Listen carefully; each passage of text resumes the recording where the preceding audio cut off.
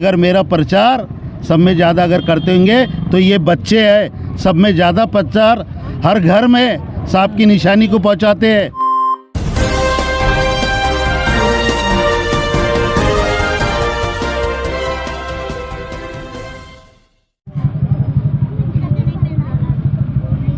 आपको मालूम है कि 2024 के जो विधानसभा के इलेक्शन होने जा रहे हैं, इसमें हमारे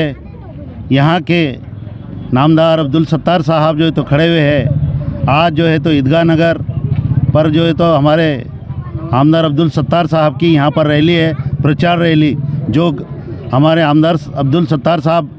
हर गली में जाएंगे, हर घर पे जाएंगे और उनसे मिलेंगे और आने वाले 20 तारीख को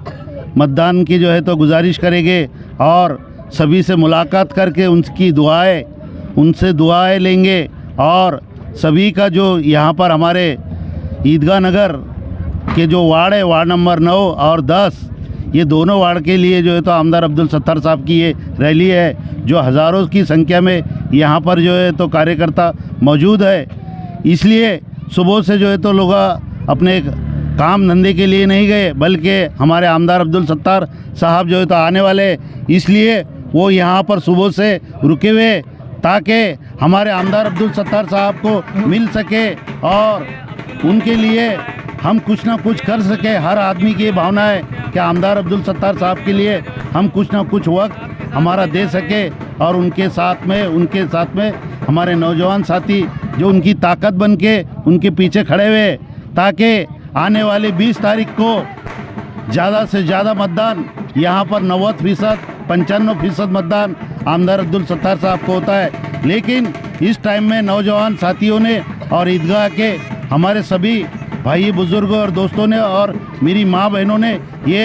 निश्चय किया है और ये तय किया है कि हम 100% मतदान आमदार अब्दुल सत्तार साहब को देंगे, क्योंकि आमदार साहब ये खुद वार्ड में रहते हैं, बाजू में साहब हम जो है तो घर के हैं।